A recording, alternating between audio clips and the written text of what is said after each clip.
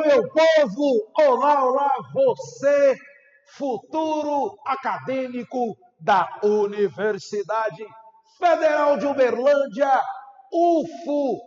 Vamos começar o nosso preparatório de literatura para o vestibular 2026 da UFO. Galera, como é do conhecimento de vocês, ou pelo menos deveria, eu sempre digo isso, porque é bom você ficar ligado, meu amor, no que está sendo cobrado, o que será contemplado na avaliação que vocês farão agora no dia 18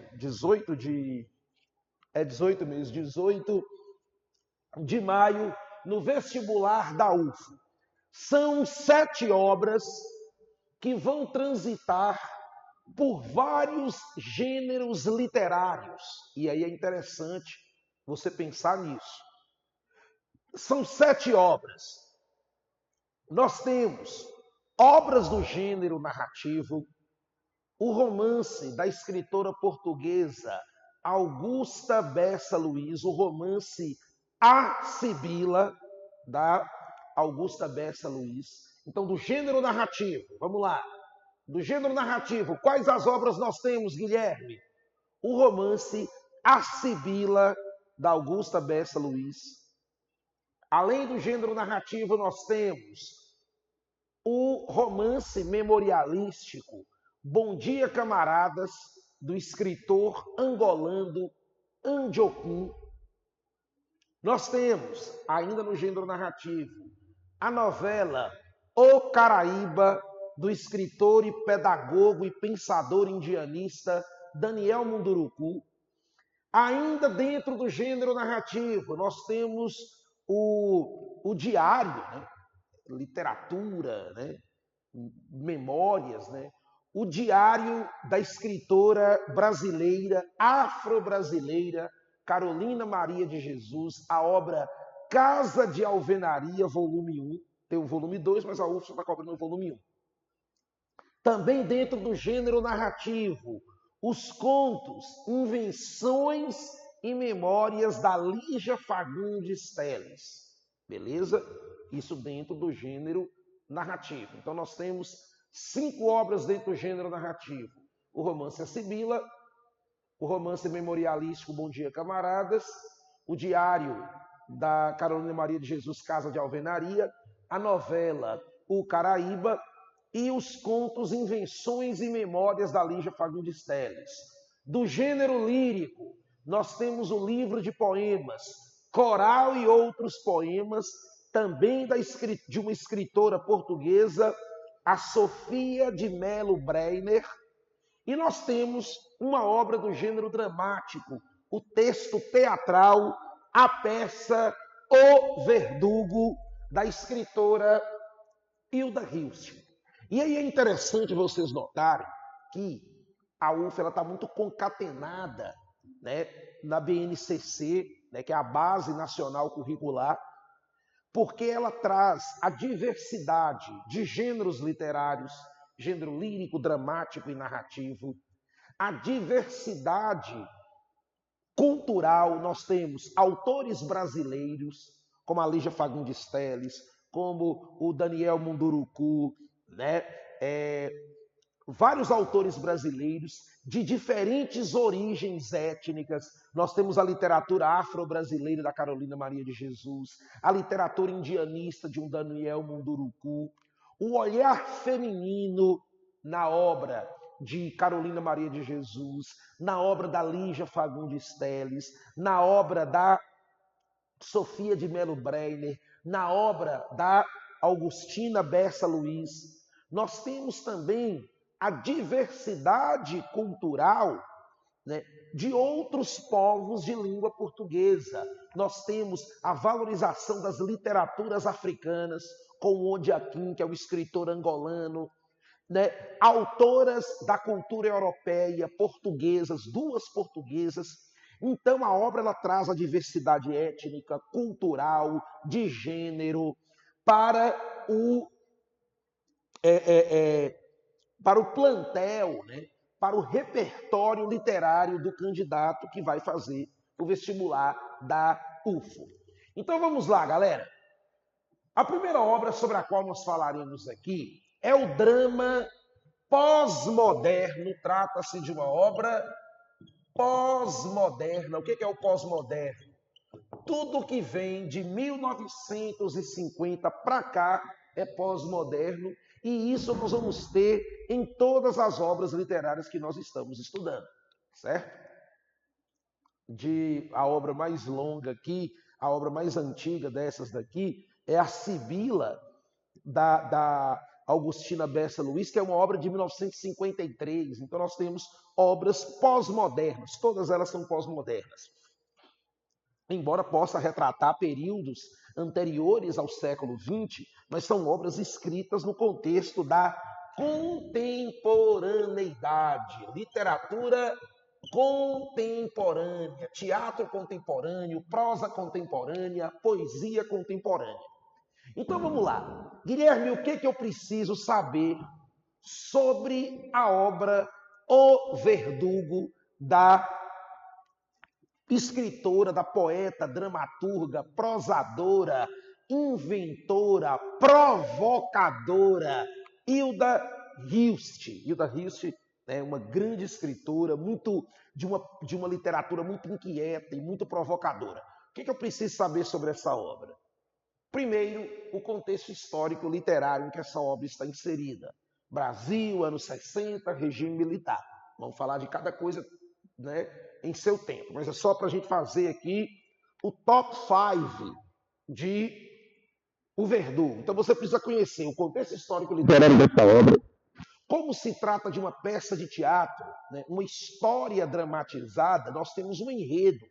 Então, os acontecimentos é o segundo fator. Então, primeiro fator, contexto histórico literário. Segundo fator, enredo. Terceiro fator, personagens, as características dos personagens. Quarto, as principais temáticas, sobre o que a Hilda Hilst quer nos fazer refletir quando ela cria esse enredo, cria essa história, cria essa trama. E, por fim, o 5, a estrutura formal, o estilo, a estética, a linguagem dessa obra. Então, vamos lá. Galera, essa peça de teatro da Hilda Hilst foi escrita em 1969, durante a ditadura militar. Essa obra ela só seria encenada, né, lá nos anos 70, né, eu não me lembro se foi na Unicamp, eu acho que foi a Unicamp, está até informando aqui, ó. Entre 1970, além de empreender uma nova reunião de poesia e de ganhar o prêmio de críticas, eu acho que foi na década de 70, né, o teatro de Hilda Hilst,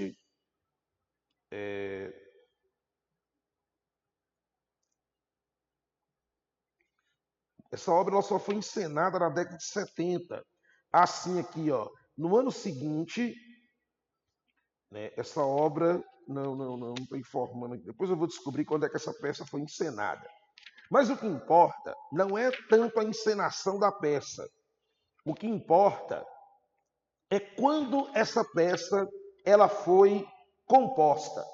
Essa peça de 1969 foi composta durante a ditadura militar que dura de 1965 a 1985, teve um período mais agudo e mais crítico, que são os chamados anos de chumbo. O que são considerados os anos de chumbo dentro da ditadura militar? Entre 1968, quando é decretado o Ato Institucional número 5, até mais ou menos ali nos anos de 1974. Esses são os anos mais problemáticos da ditadura em relação do ponto de vista de quem sofreu perseguições, prisões, censuras, né? Essa obra ela não chegou a ser proibida, né, na época, né? Talvez por não ser considerada uma ameaça, e mesmo porque a Hilda Hilst, ela criou subterfúgios, né? Meio que para dizer, ó, estou aqui falando de um tema e não estou falando diretamente da ditadura. Então acredito que isso tenha feito com que a peça passasse da censura da época. Mas essa obra, de autoria de uma escritora que, como eu disse a vocês, sempre foi uma escritora muito inquieta, inquietante, provocadora, ousada, né? Essa obra ela reflete criticamente sobre a sociedade da época. Trata-se de um drama alegórico. O que é um drama aqui, gente? No sentido de gênero dramático, ou seja, uma peça de teatro. Um drama que tem um caráter simbólico, porque ele usa uma linguagem que, ainda que dê para a gente identificar o que ela está querendo dizer, ele não tem uma linguagem tão direta, né? Ele tem alguns elementos alegóricos, simbólicos, para que o leitor que vai ler essa peça, ou o espectador que vá assistir, ou que fosse assistir a essa peça, conseguisse sacar. Então ela usa alguns subterfúgios, uma linguagem às vezes indireta, para criticar o contexto da ditadura daquela época.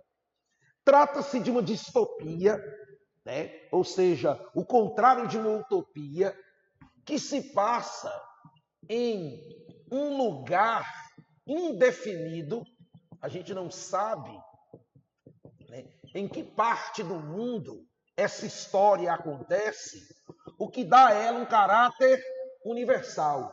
Onde é que acontece a história de um verdugo? Em uma vila descaracterizada de um topônimo é nome de lugar, viu gente? Descaracterizada de um topônimo. E os personagens dessa obra, curiosamente, eles não têm um nome, eles não são identificados por um nome, por um antropônimo que o singularize, um substantivo próprio que o singularize, seja um nome convencional, um apelido, não há nada. Isso mostra tanto a despersonalização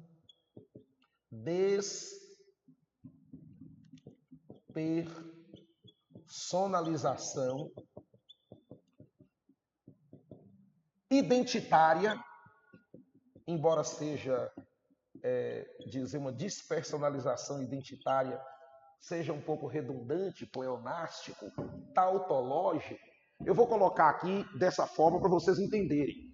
É como se essas pessoas estivessem sendo alijadas da sua identidade própria por uma sociedade que silencia as diferenças, que quer homogeneizar tudo, quer descaracterizar as peculiaridades identitárias dos indivíduos. Só que, ao mesmo tempo, o fato de não terem nomes reforça o caráter universal. Se, por exemplo, sei lá, se o homem ali se chamasse José, você ia saber que era da cultura portuguesa, da cultura brasileira.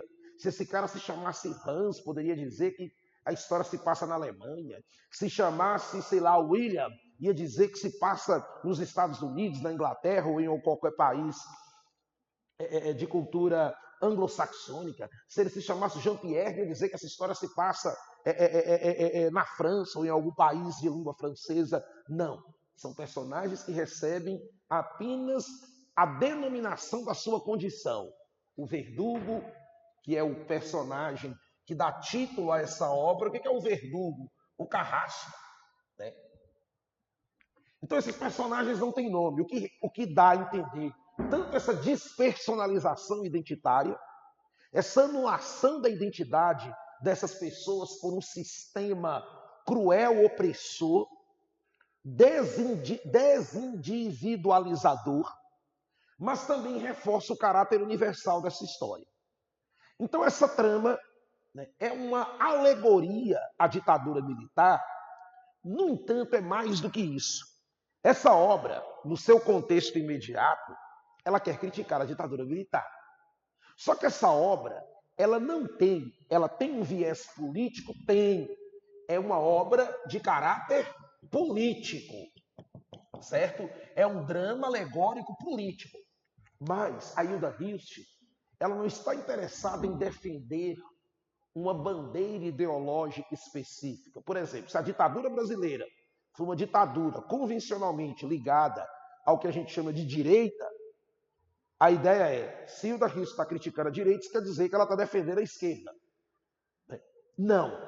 Hilda Hilst, ela está criticando a ditadura de direita do Brasil, só que essa obra ela pode ser relacionada a qualquer contexto histórico-cultural em que as liberdades individuais são comprometidas por um sistema opressor, principalmente uma opressão patrocinada pelo Estado.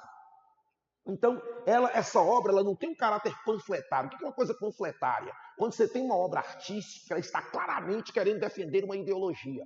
Por exemplo, algumas narrativas de Jorge Amado, como,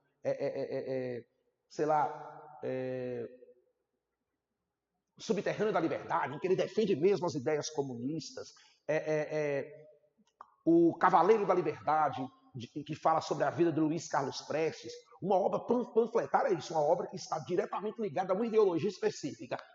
O Verdugo não é o caso, mas é uma obra que faz uma crítica política que vai ser relacionada à ditadura militar. Mas não é só a ditadura militar, é qualquer situação, daí o caráter universal dessa obra. Pois bem, galera, do que essa obra trata?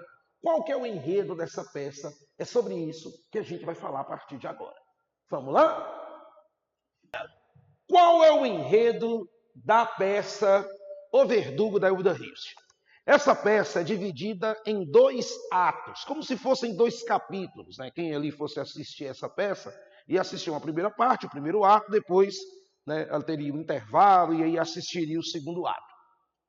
O primeiro ato dessa peça, gente, se passa na casa de um personagem que é identificado como Verdugo. Como eu disse a vocês, os personagens não são nominados por um antropônimo específico, um nome de gente, né? Então é isso. E a história se passa numa noite, durante um jantar, né, em que se encontra ali o Verdugo, que é o carrasco de uma vila, né? Em algum lugar no mundo, não há essa definição, né? O narrador ele também não diz, acontece em algum lugar do mundo. Em algum lugar do mundo só sou eu que estou dizendo. Mas não há uma identificação, uma localização geográfica específica, né? Essa história pode acontecer, sei lá, no interior do Brasil, pode acontecer no interior de Angola, no interior da França, e também não tem um período histórico específico. Ela pode ter acontecido, sei lá, no século XIX, ou pode ter acontecido no século XX. Não há uma especificação temporal, cronológica também não há. E aí, durante esse jantar, nós tomamos conhecimentos de alguns fatos que ocorreram antes daquela cena. Tudo o que aconteceu antes dessa cena, do jantar na casa do Verdugo, não participa da ação da peça, são apenas referidos nas conversas dos personagens. O que aconteceu naquele dia, antes desse jantar? Um personagem que é identificado apenas como o homem, esse sujeito chega em uma cidadezinha pequena e começa a trazer ideias de liberdade que incomodam as autoridades locais. E o acusam de crime de opinião. Olha que loucura, né? Imagina você ser preso por um crime de opinião. Esse cara não assaltou, esse cara não roubou, esse cara não matou. Não, ele apenas trouxe algumas opiniões que iam contra o regime daquela sociedade, o tradicionalismo daquela sociedade. E esse cara ele falava sobre o quê? Sobre o amor, sobre a caridade, sobre a necessidade de a gente não ficar submetido a um sistema que nos cerceia, que nos poda. Tanto é que ele fala, a gente precisa revelar o nosso lado coiote. O que é o coiote? É o ser livre, selvagem, né? O coiote, assim como a onça, a raposa, o lobo, né? A cobra, eu só estou falando de animais que podem parecer assim meio, sei lá, o veado, ele tem a sua liberdade espontânea, né? Ele tem a sua liberdade natural. Então nós teríamos que resgatar esse lado do coiote. Pois bem, isso incomoda e esse cara, ele vai ser preso, condenado, julgado e condenado pelos dois juízes. Um juiz que é o juiz velho e um juiz identificado como juiz jovem. E durante esse jantar, o verdugo, ele está muito incomodado, porque ele viu o homem. O verdugo vai ser o cara que vai executar esse homem. O julgamento aconteceu naquele dia, e dali 48 horas, esse homem vai ser executado. E o verdugo diz o quê? Ele dá a entender que ele não queria matar aquele homem. E é interessante que é uma sociedade em que a violência contra o outro ela é tão naturalizada, que quando ele vai falar sobre esse homem, ele fala para o filho, ó filho, para mim, matar esse homem me comoveria como se eu fosse cortar uma árvore. Ou seja, para ele, cortar a árvore é uma situação absurda, né? Ou seja, o que é mais absurdo? Cortar uma árvore, matar um ser humano. É porque essa sociedade ela introjetou tanta naturalidade, a naturalização da opressão do outro, né, que destruir uma árvore parece ser mais grave do que matar um ser humano. Só que apesar dessa mentalidade arraigada nessa sociedade que naturaliza a opressão, esse verdugo ele parece que a mente dele está indo para um outro lugar que o aproxima da visão de mundo do homem. E é interessante que dá vários indícios. Esse homem lembra muito quem, gente? Jesus Cristo. Que assim como esse homem, aí eu quero deixar um esclarecimento para vocês. Não se trata de uma obra que tem um caráter religioso. Nós não estamos discutindo aqui religião. No entanto, se você pensar em Jesus Cristo dentro da sua historicidade, porque por mais que você não acredite que Jesus Cristo é Deus, né, a gente tem que confirmar que Jesus Cristo existiu. Né? Ele foi uma figura histórica, sim. Né? Tem documentos que comprovam isso. Então a obra está pegando o Jesus Cristo histórico para mostrar o que? Assim como Jesus Cristo, esse homem está sendo julgado, condenado e morto injustamente. E não é só esse homem, o verdugo, eu não vou falar esse homem, não, porque senão vocês vão confundir o verdugo com o homem. Então, quando eu for falar dos outros personagens, eu vou usar o nome mesmo. O verdugo, a mulher do verdugo, o filho do verdugo, o genro do verdugo, o filho do verdugo, os coiotes, o juiz velho, o juiz jovem e os cidadãos. Aí, quando eu falar o homem, eu só estou falando do homem.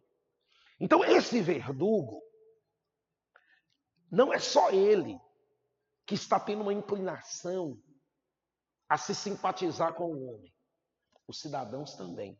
Tanto que vai chegar uma hora que chega o carcereiro da prisão, onde o homem está preso e diz, ó, eu estou achando que a população está revoltada e está querendo ir na cadeia libertar esse homem.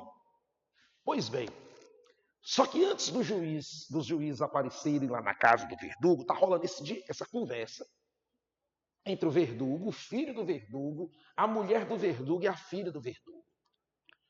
E qual que é a opinião do verdugo? Matar esse homem parece ser uma injustiça. E o filho do verdugo, que parece ser ali alguém entre a adolescência e o início da juventude, ele entendeu o pai e é favorável ao posicionamento do pai, diferente da mulher do verdugo e da filha do verdugo. A mulher do verdugo começa tipo a questionar, não, isso está errado, você tem que matar. É seu trabalho, é seu serviço. Né? Piedade das pessoas, não coloca dinheiro na mesa, não coloca dinheiro no bolso e comida na mesa, não. Você vê que ela está do lado dos opressores. Então começa ali uma discussão, e no meio dessa conversa uma coisa fica clara. O juiz velho, o juiz jovem, está a fim de dar um dinheiro a mais para o verdugo para executar esse homem. E a mulher do verdugo sabe disso. Daqui a pouco chega o genro do verdugo, ou seja, o noivo da filha do verdugo, certo? Ele é noivo da filha do verdugo e é um cara desempregado. A narrativa o descreve como um sujeito bobo e idiotão e ele vai na onda da sogra e da noiva. Porque se rola um dinheirinho, é um dinheirinho que vai ajudar no casamento dele. E aí começa, de um lado, o verdugo e o seu filho, que tem uma simpatia pelo homem, e do outro lado, a filha do verdugo, a mulher do verdugo e o genro do verdugo, querendo pressionar o verdugo e executar o homem. E para piorar a situação do verdugo, chegam os dois juízes. E agora eles já começam a oferecer na casa do 1.000.000. E você percebe que tem alguma coisa errada aqui. Por que esses caras têm um interesse em executar esse homem? O que está por trás disso? Então você percebe que é um sistema que quer calar todos aqueles que vão contra a ordem imposta, a ordem autoritariamente estabelecida.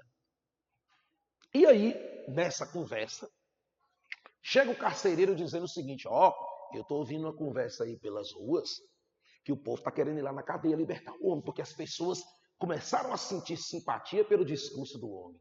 E esse homem pregava que a gente tinha que reconhecer o nosso lado coiote, que não é só de comida, né? Não é só de alimento que as pessoas vivem, o que lembra o jeito de Jesus falar.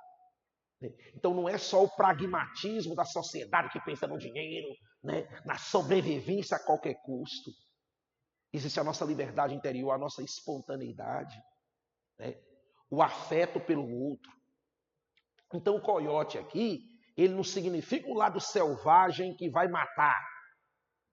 Ele significa a espontaneidade de quem não se submete ao que é imposto dentro de uma sociedade.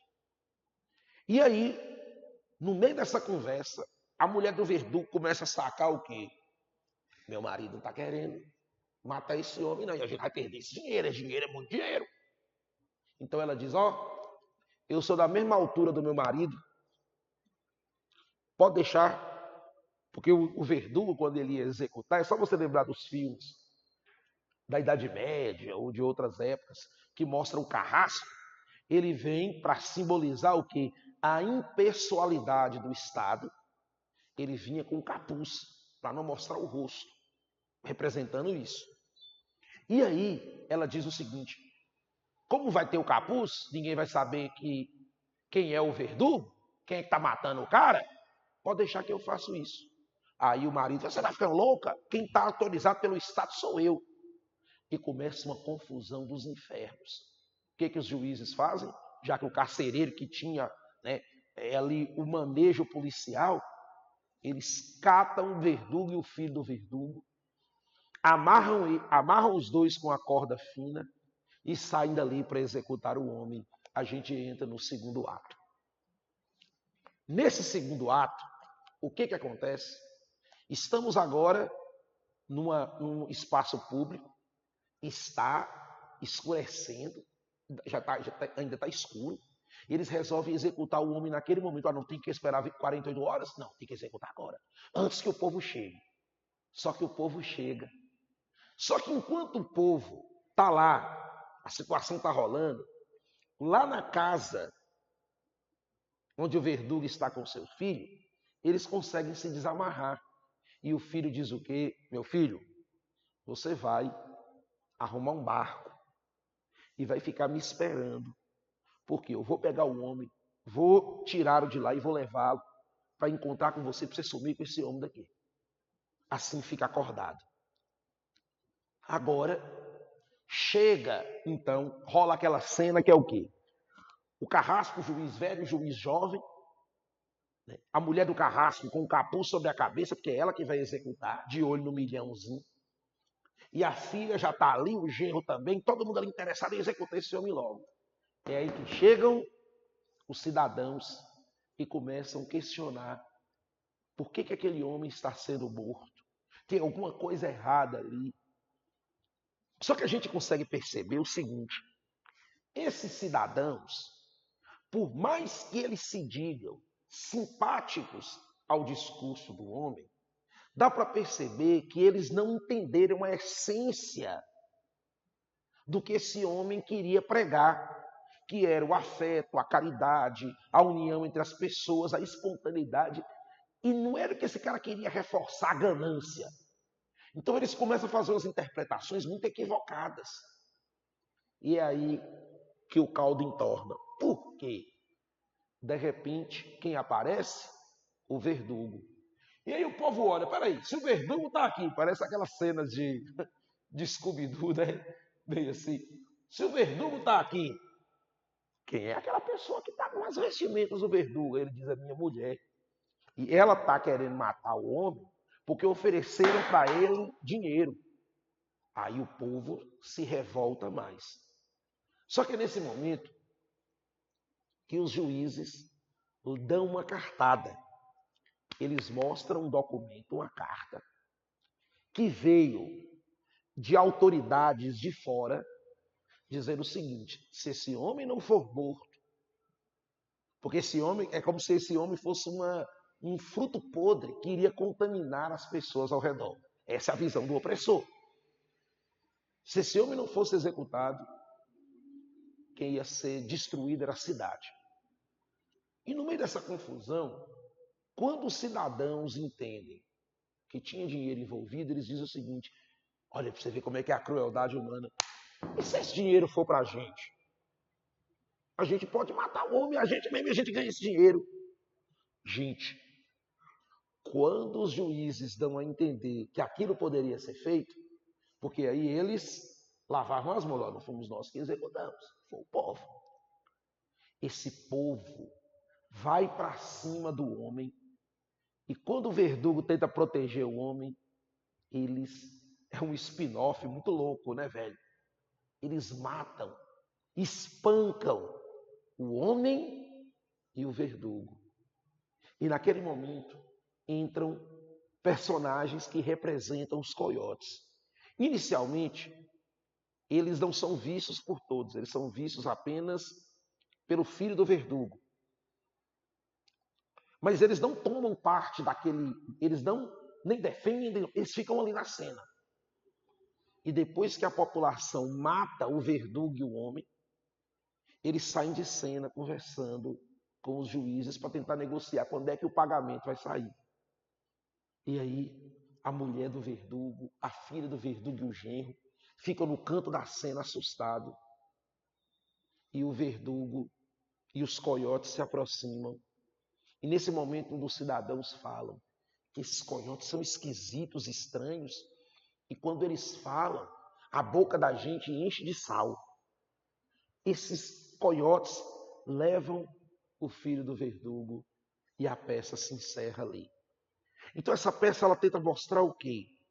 Ao mesmo tempo a opressão e ao mesmo tempo mostra aqueles que não querem aceitar essa opressão e que ou precisam sair de cena para não serem oprimidos ou vão ser mortos se insistirem contra esse sistema. Pois bem, galera, essa peça ela nos ajuda a refletir sobre a opressão, o autoritarismo e a violência patrocinada pelo Estado.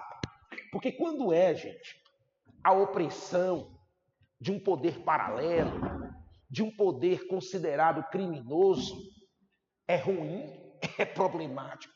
Mas não é nem tão problemático quanto quando o Estado, ou seja, o aparelho institucional, que comanda um contexto cultural, ele promove a violência e é uma coisa, aí o buraco é mais embaixo. Então nós temos uma obra que nos faz refletir sobre o autoritarismo, a opressão, a violência do Estado, o silenciamento dos mais vulneráveis e também dos considerados subversivos, né? Que era assim que a ditadura muitas vezes chamava aqueles que criticavam o regime, né? Aqueles que subvertem, aqueles que desobedecem, aqueles que comprometem a ordem. Esse homem, ele pode ser relacionado com Jesus Cristo, não porque essa obra seja uma obra religiosa, mas porque Jesus Cristo, assim como esse homem, queria pregar a paz, o amor, a liberdade interior, mas foi mal entendido e foi morto. A manipulação exercida sobre o povo, quando eu coloco aqui a manipulação do povo, no sentido de a manipulação exercida sobre o povo, a corrupção dos agentes do Estado, as conveniências, porque o povo, os cidadãos estavam do lado do homem. Só quando eles viram que tinha dinheiro envolvido, eles já foram contra o homem. A ganância e a animalidade da sociedade. Aqui a animalidade no sentido negativo.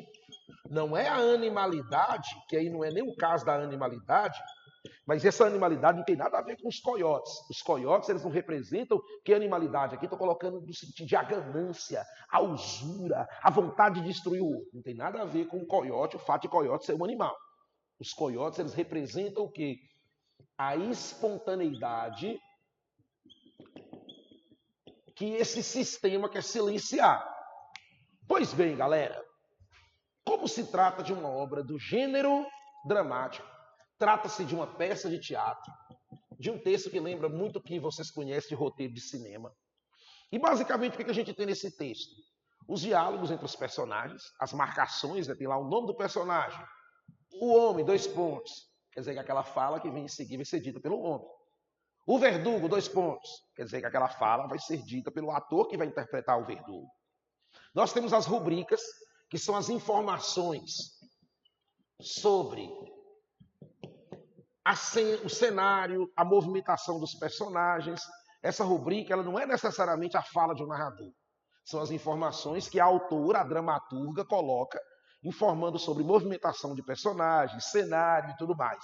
Se essa peça ela for encenada, durante a encenação, essas rubricas não vão ser verbalizadas, né? Porque ela vai estar na ação. A linguagem dessa obra é uma linguagem espontânea, com elementos da linguagem coloquial, inclusive com o uso de termos chulos, de palavrões. E tem intertextualidade, que é essa alusão implícita, que pode ser uma referência a Jesus Cristo. Galera, então é isso. Concluímos a nossa primeira obra do preparatório para a UF. A nossa próxima obra vai ser a novela O Caraíba, novela do escritor indígena Daniel Munduruku. Depois a gente tem o romance A Sibila, depois a gente tem o romance memorialístico Bom Dia, Camaradas, depois a gente vai ter o livro de contos Invenções e Memórias da Lígia Fagundes Telles, depois a gente vai ter os poemas da Sofia de Melo Breiner, e depois a gente vai ter, né, os diários da Carolina Maria de Jesus em Casa de Alvenaria. Deus em Cristo Jesus abençoe a todos, bons estudos, aqui é HG6, preparando vencedores, show de bola, boa vida, boa semana, boa existência nessa vida. Um grande abraço!